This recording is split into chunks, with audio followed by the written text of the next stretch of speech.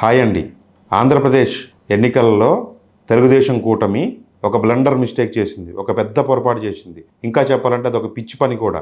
ఎందుకంటే ఆల్రెడీ అసలే కూటమి అధికారంలోకి వస్తే చంద్రబాబు నాయుడు సీఎం అయితే ప్రజలకు కనపడేదే హర్రర్ సినిమా అంటూ జగన్మోహన్ రెడ్డి భయపెడతా ఉంటే పథకాలన్నీ ఆగిపోతాయి అని చెప్పేసి చెబుతూ ఉంటే, అంటే వచ్చే సినిమా ఎంత భయంకరంగా ఉంటుందో అని పబ్లిక్లోకి ఎక్కిస్తూ ఉంటే కరెక్ట్గా ఆ సినిమా దానికి నెక్స్ట్ లెవెల్, అది ఇంకా భయానకం, బీభత్సం అని ఎస్టాబ్లిష్ చేసేలా నిమ్మగడ్డ రమేష్ అనే ఒక ఆయన వాళ్లకు ఫేవర్ చేయబోయి చేసినటువంటి ప్రయత్నం ఆల్మోస్ట్ అసలే కూటమి చాలా గడ్డు పరిస్థితులను ఎదుర్కొంటున్న క్రమంలో ఈ ఒక్క మిస్టేకు, ఇది చాలా పెద్ద మిస్టేకు, ఆల్మోస్ట్ దాని విజయాన్ని అవకాశాలని క్లోజ్ చేసి పడేసింది.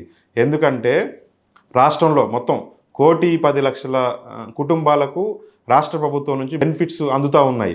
దాదాపు 130 సార్లు బటన్ నొక్కి 2,65,000 కోట్ల రూపాయలు, 70,000 కోట్ల రూపాయలు వాళ్ళ అకౌంట్లో నేరుగా జమ చేశానని చెప్పేసి జగన్మోహన్ రెడ్డి ఊరూరా చెప్పుకొని తిరుగుతూ ఉన్నారు.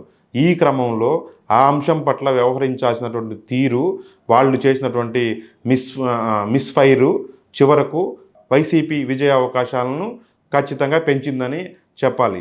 4.5 ఏళ్ల పాటు, ఇంకా చెప్పాలంటే 5 ఏళ్ల పాటు కూడా ప్రజలకు ఇచ్చేటటువంటి డబ్బులను వాళ్ళను సోమర్ల కింద, బద్దకిష్ల కింద అభివర్ణిస్తూ వాళ్ళకి ఇచ్చేటటువంటి డబ్బుల్ని సోమాలియానో లేకపోతేనేమో వెనిజులానో శ్రీలంకనో రాష్ట్రం అయిపోతుందని చెప్పేసి చెప్పుకుంటూ వచ్చి చివరకు మేము వస్తే మళ్ళీ అదే 1,000 రూపాయలకు 2,000 రూపాయలు ఇస్తాము, 2,000ది 5,000 చేస్తాం, 5,000ది 10,000 చేస్తామంటే అసలే ప్రజలు నమ్మే పరిస్థితులు లేరు.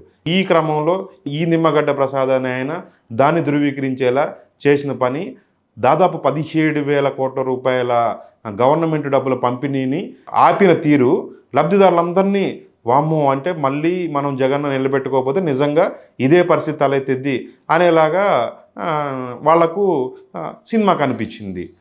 ఒకవైపున పెన్షనర్లు, ఇంకోవైపున అమ్మఒడి లబ్ధిదారులు, ఇంకొక వైపున రైతు భరోసా డబ్బులు, అలాగే ఫీజు రియంబర్స్మెంట్ డబ్బులు, ఈ 4 రకాల డబ్బులు కూడా ఆగిపోవడం అనేది అక్కడున్న ఆంధ్రాలో ఉన్నటువంటి అన్ని రకాల బెనిఫిషరీస్కి ఇక ఫ్యూచర్లో కూడా మాకు ఇట్లనే జరుగుద్ది అని చెప్పేసి వాళ్ళు అనుకునేలా, వాళ్ళకి ఇట్లనే ఉంటుందని చెప్పేసి వైసీపీలు కూడా కన్వే చేసేలాగా ఆ యాక్టివిటీ అనేది నడిచింది. దీంతో ఏమైపోయింది, ఈ ఎన్నికల్లో కూటమికి దిమ్మ తిరిగి బొమ్మ కనపడింది.